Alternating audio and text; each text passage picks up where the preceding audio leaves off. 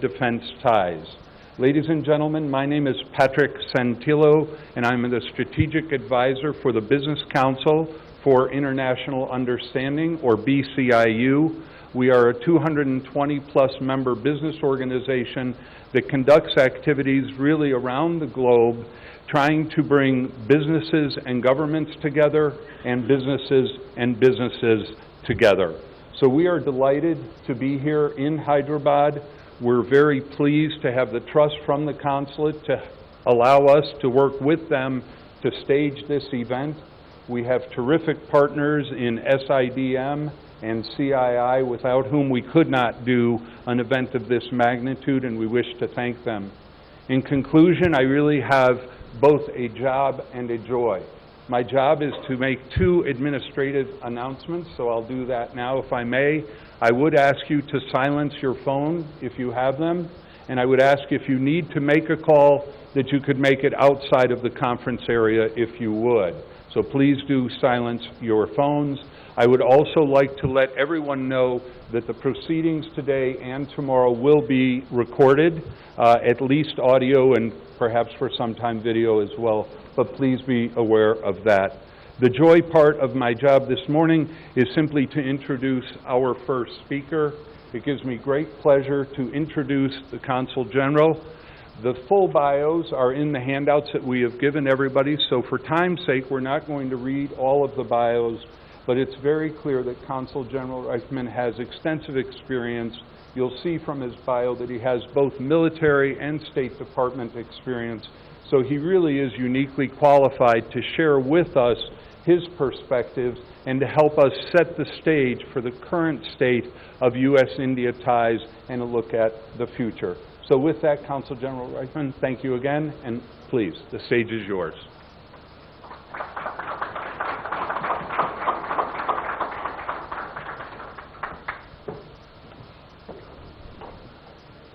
Thank you, Patrick, for that kind introduction, and thank you all for joining us for the U.S.-India Defense Ties Conference in Hyderabad, the very first conference of its kind in this vital region for U.S.-India ties. For the U.S.-India Economic Partnership, educational exchange, shared learning, collaboration through business, research, and innovation. I want to extend my appreciation to our partners in putting this event together, including the Business Council for International Understanding and the Confederation of Indian Industry, and also our sponsors here, which we couldn't have done this without you. I want to thank Deputy Assistant Secretary Joel Starr for traveling from Washington to contribute to this important conversation about our shared interests. It is perfect timing that this conference is taking place now, on the eve of the U.S.-India 2+2 dialogue in Washington, D.C.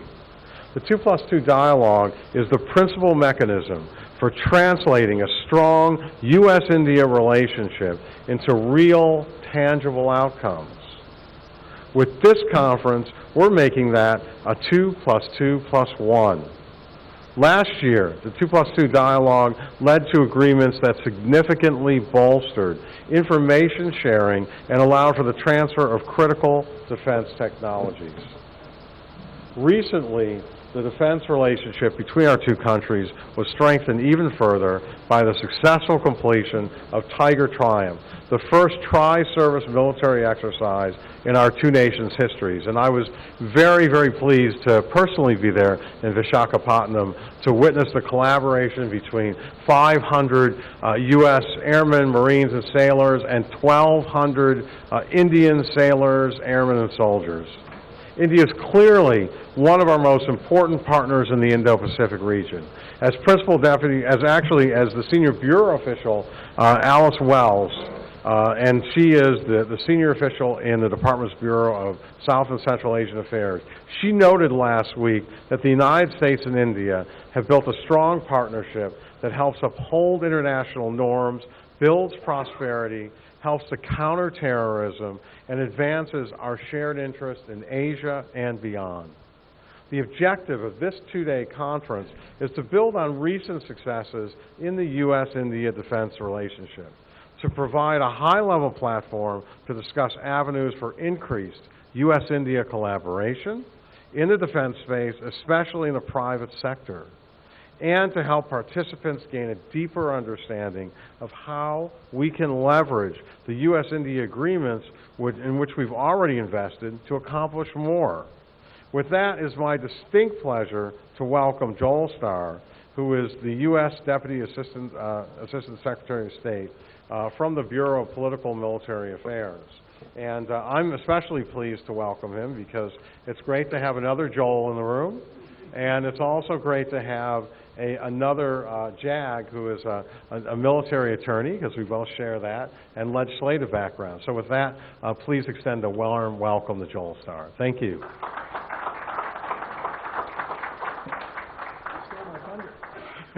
Thank you so much.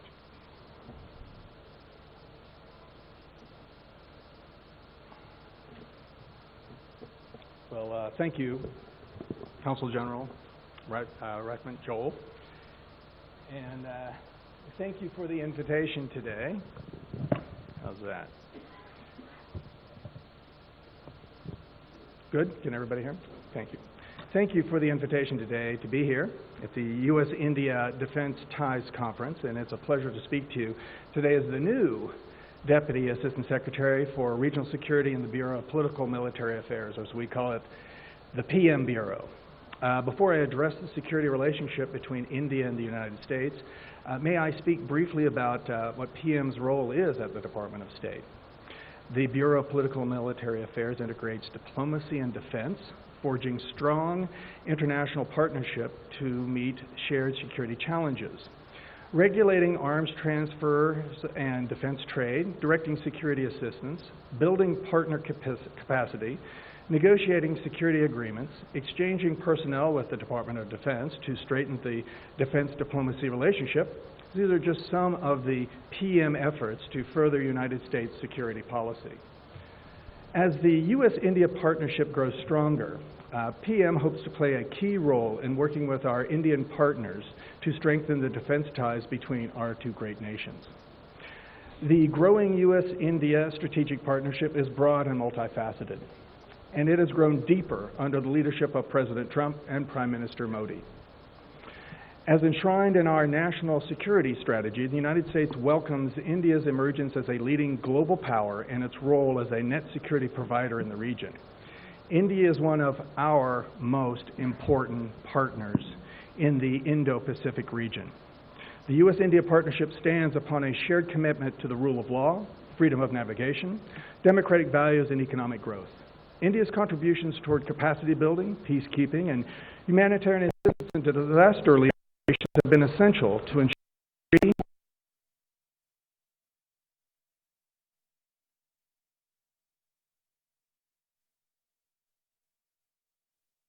multilateral exercises across the region has brought great benefits to its partners. I am confident that the strong and upward trajectory of our partnership will continue, as mentioned by the Consul General, and as evidenced by the success of our first ever tri-service military exercise, Tiger Triumph. The security ties between the United States and India can only grow stronger. Defense trade is a key area that can strengthen the security relationship between our two nations. The United States sees defense trade as a tool to strengthen security.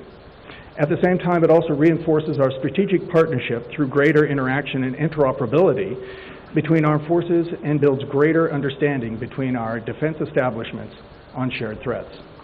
U.S. foreign military sales and co-production with Indian industry yield significant benefits to both India's national security and to American and Indian workers.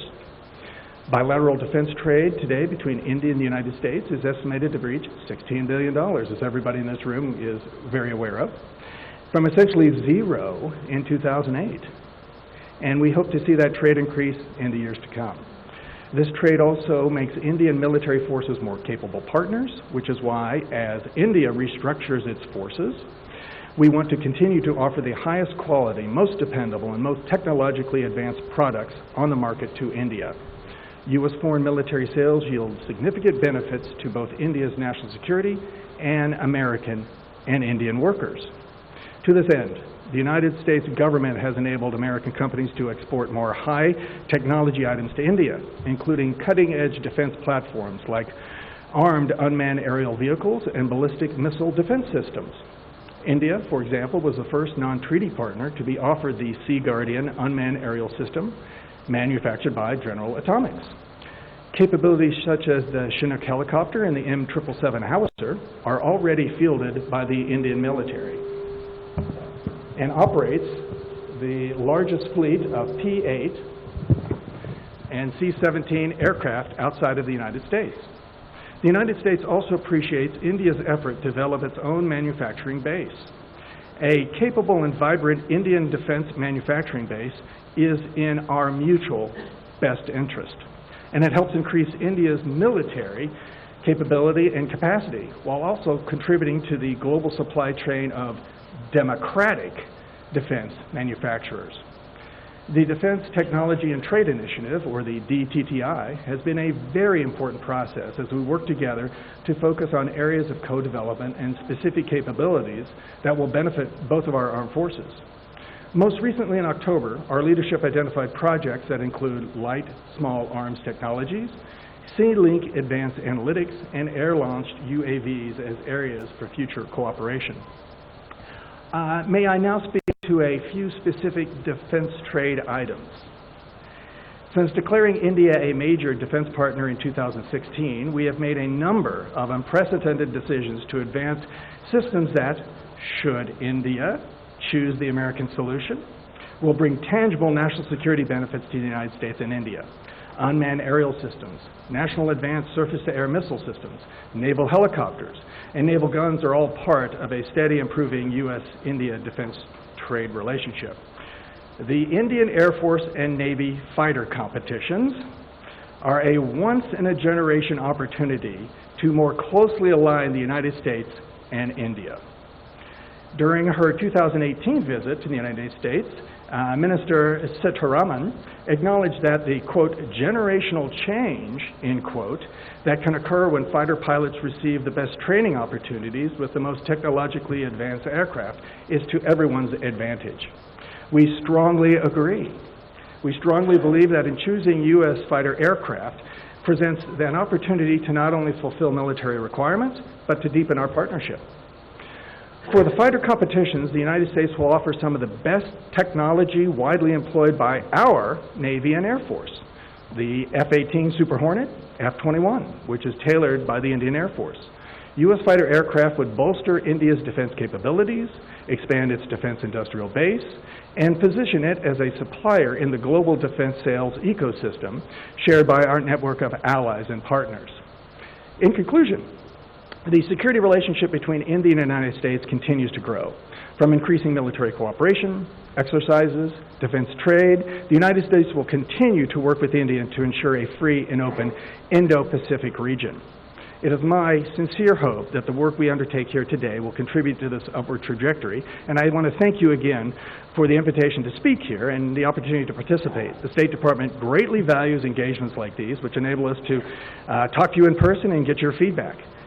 And on a personal note, lastly, I first visited your beautiful country in 2000, 19 years ago. And I think everybody in this room was around here probably at that time and know that it was an evolving relationship. But I actually wanted to go back further, and so I was rereading Ambassador Kenneth Galbraith's book called Ambassador's Journal. And he said back in those days, which was, as everyone would agree, quite different. There were many different challenges. Some of them remain today. And he said that he was always approached by reporters, and he was the ambassador during the Kennedy administration from 61 to 63. And he was always asked by reporters, what is our relationship with India? What is it? Is it good, bad, indifferent, non-alignment policy? What is it? And the ambassador would always come back and say, why do you keep asking me this question? It's presupposing that there's something extremely dangerous between the U.S. and India relationship. In fact, the U.S. and India are quiet and steadfast friends. That was back in 1963. Fast forward 56 years, I want to change that view because it is evolving. And I would say that instead of quiet and steadfast friends, well, I can say this, we're certainly not quiet, evidenced by the, I think, great relationship between your Prime Minister and our President. The personal does identify and influence the professional as well. But I would say that instead of quiet and steadfast friends, we are in fact close and ever stronger steadfast friends. Thank you very much.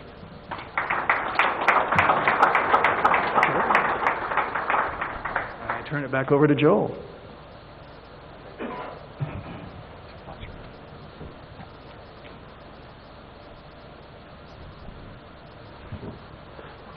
These microphones are easy to get tangled up in. They're for taller people. But one of the distinct pleasures of serving as the Consul General in Hyderabad is the opportunity to work with our next speaker, who is Minister K.T. Rama Rao, otherwise known as KTR. And he currently serves as the Minister of Industries, Information Technology, and Commerce for the state of Telangana.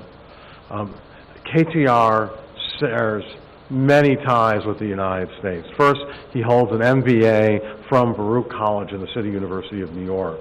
And he also worked in the technology sector in the greater New York area.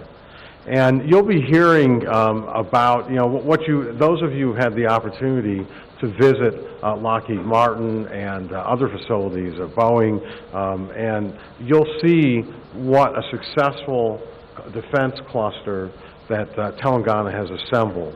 And you'll also hear about something called TS-IPASS. And I want to tell you, I've worked around the world in 25 years. And during that time, I have not seen a more strategic vision for assembling defense clusters, IT clusters, and biotech clusters than that spearheaded by Minister KTR. It's truly, truly impressive. And I remember my second day on the job, I had the privilege of being on hand when Amazon headquarters opened up, their largest office building in the world, which houses 15,000 employees. That project was approved in 11 days. That is a world-beating record. I also, a few weeks later, had the pleasure of being on hand for the opening of Micron Technology's new headquarters. And from the time of approval to the time of the ribbon cutting was a year. So this really is a testament to the effectiveness of Minister KTR. And I think that it was, as we focus on defense firms, that partnership between U.S. and Indian firms will continue to grow, and both of our countries will continue to benefit. And a key part of that is in Hyderabad because of the synergies that are developing here. So we hope that this conference allows all of us to continue to build on past successes and to further cement government and commercial ties that have enabled our unique friendship to flourish. KTR is a friend and partner to the United States, and we intend for our partnership to advance the prosperity of the United States and India together. So without further ado, it's my distinct pleasure to invite Minister KTR.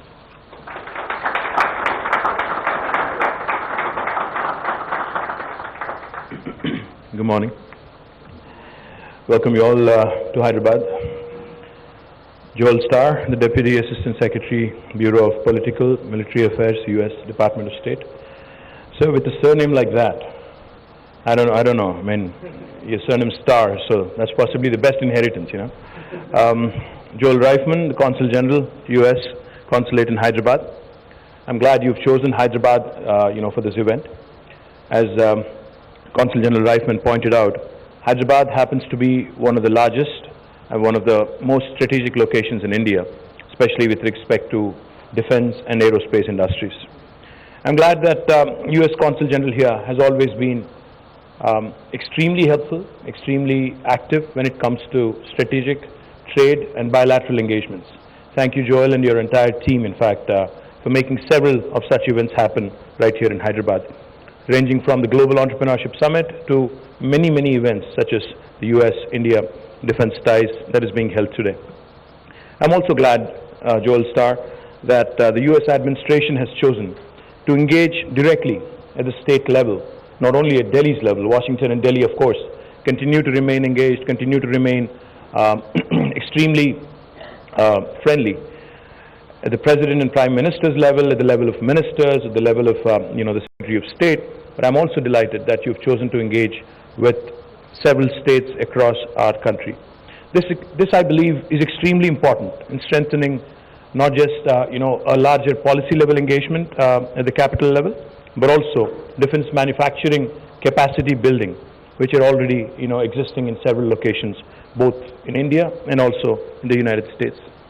India is a federal country, a federal republic, as we all know, and has a lot of progressive states which offer the best ecosystem for industrial partnerships, and Telangana, of course, I would like to believe, leads from the front. As many of you may be aware, Telangana is the fastest growing state in India, almost, with a 14% GSDP growth rate as of 2018 and 19.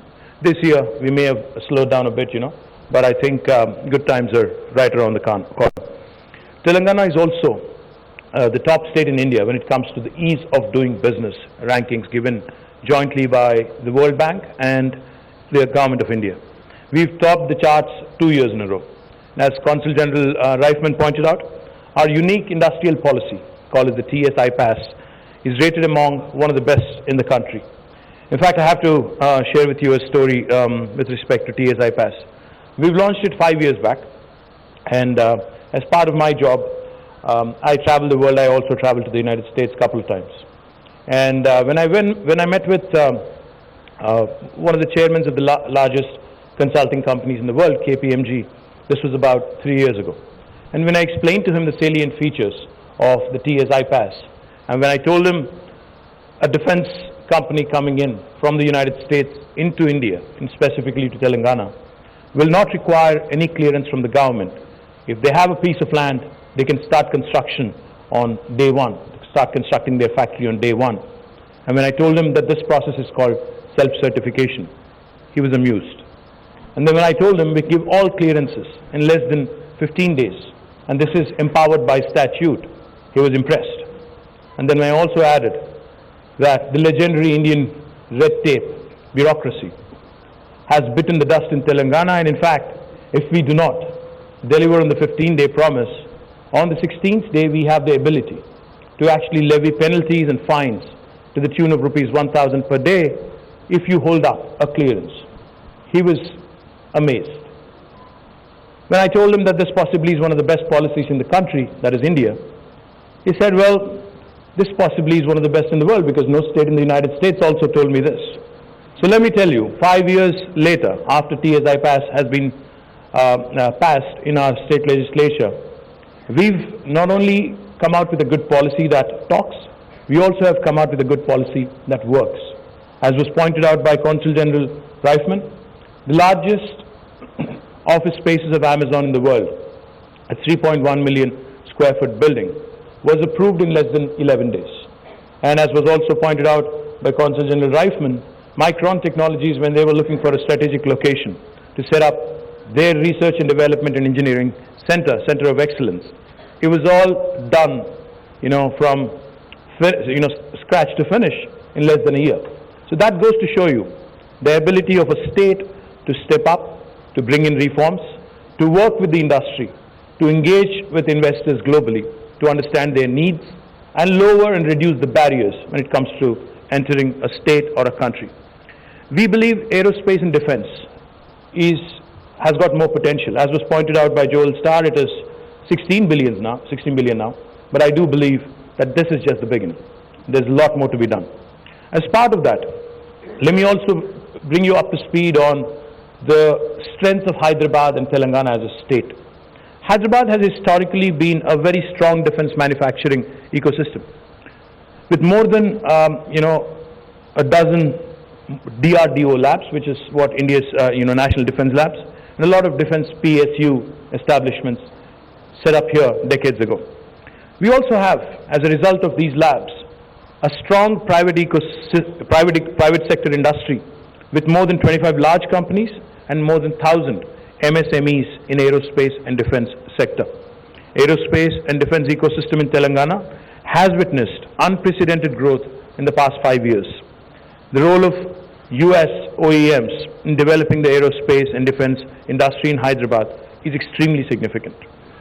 In a short span of time, the state ecosystem has attracted large investments from United States OEMs such as Lockheed Martin, Boeing, GE, Pratt & Whitney, Honeywell, Collins Aerospace, etc. For example, Lockheed Martin first started manufacturing the C-130 empennages from Hyderabad. Their entire factory, I'm told, was built in 11 months and production started in about 13 months. They found the ease of establishing their factory in Hyderabad much smoother and faster than any of their other production sites across the world. Today, the fuselage of US presidential helicopters, Sikorsky, are made in Hyderabad. Lockheed had recently started the production of F-16 wings from Hyderabad, subject to correction, of course. I see William looking at me. Tata Lockheed Martin is looking at doubling its capacity and expanding further in Hyderabad. The fact that Lockheed chose to bring such prestigious projects one after another in close succession indicate the confidence they have in the ecosystem in India and more particularly in Hyderabad and in Telangana.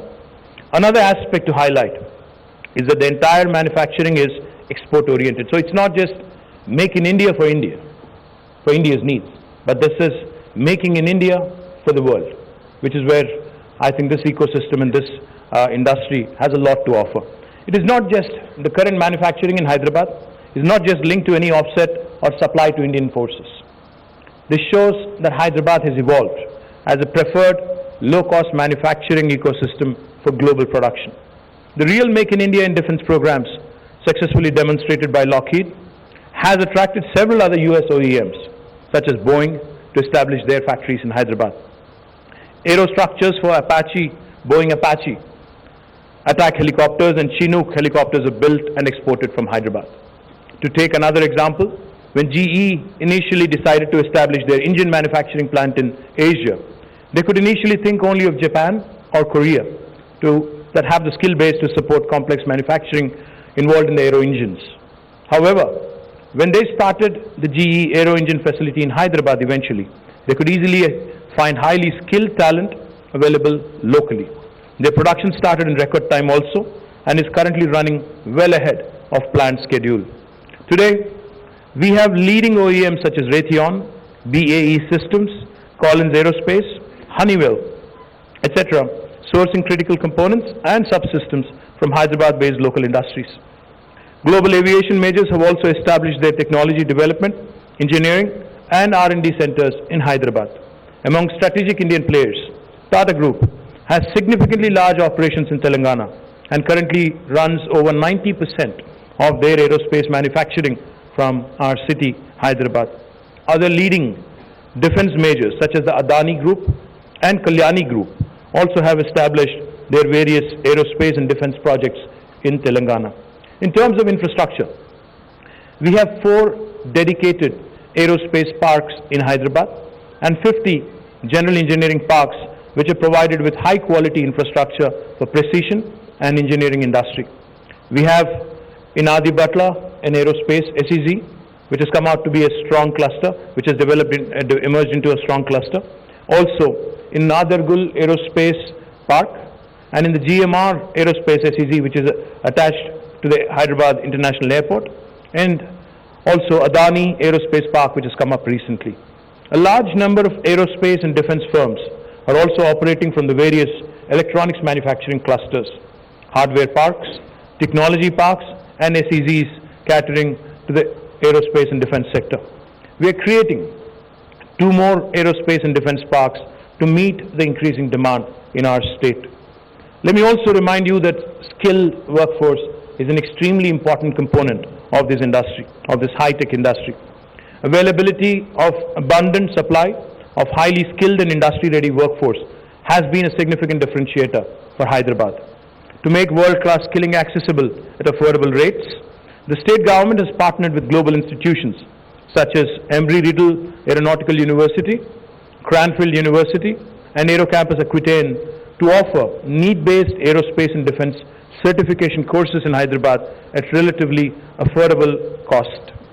Training support for new industries is also provided through state-run skilling agency called as the TASK, Telangana Academy for Skill and Knowledge. The government is also planning to establish a world-class aerospace university in Telangana very shortly. I invite US defense majors and their training partners to be part of this initiative to create a large pool of skilled manpower for your own factories as well as for your local supply chain partners. Government of Telangana has also focused on innovation in a big way and has established several novel institutions to support innovation and startup ecosystems catering to major sectors including aerospace and defense. T-Hub is India's largest technology incubator, which is a state government initiative. T-Hub has partnered with leading US OEMs such as Boeing, Pratt & Whitney, Collins Aerospace, etc. to promote and accelerate innovation in aerospace and defense industry. Boeing Horizon X and Boeing Build programs both were jointly hosted by T-Hub and Boeing. Government of Telangana is also coming up with T-Works, India's largest prototyping center for electronics, electromechanical and mechanical startups. In fact, recently T-Works has test fired an indigenously made UAV for Indian needs and for the growing needs of our industry. With cutting-edge infrastructure and spread over 250,000 square feet of space, T-Works can facilitate more homegrown aerospace and defense hardware startups. State government has also launched what is called as RICH, the Research and Innovation Circle of Hyderabad, for bringing research work from top scientific research institutions such as the defense labs and PSUs also to market. Aerospace and defense, of course, is a priority sector for Research and Innovation Circle of Hyderabad. Various centers of excellence in aerospace and defense are also coming up in the state in partnership with industry. Thus, when it comes to aerospace and defense industry, there is no better ecosystem in India than that is offered by Telangana. I would once again urge the US government agencies to directly engage more with progressive state governments like Telangana. Your industries, which have already chosen our ecosystem, we will continue to, of course, promote and support all of their initiatives and all of their issues. And in fact, one of the things I keep mentioning whenever I meet top leadership managements of various industry majors, I keep telling that when you have a state as a partner, such as Telangana, to represent your issues in Delhi, to champion your issues in Delhi, to advocate and to be a pleader for you in Delhi, it will make your job easier.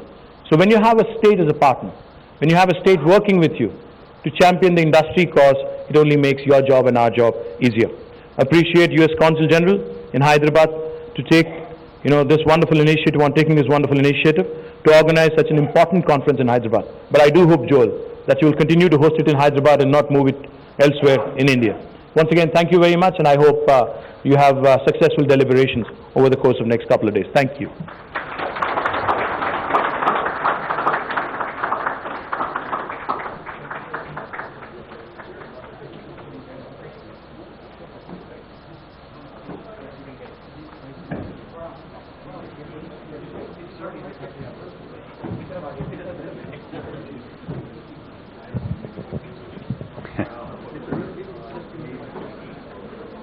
Ladies and gentlemen, we will begin the next panel directly. So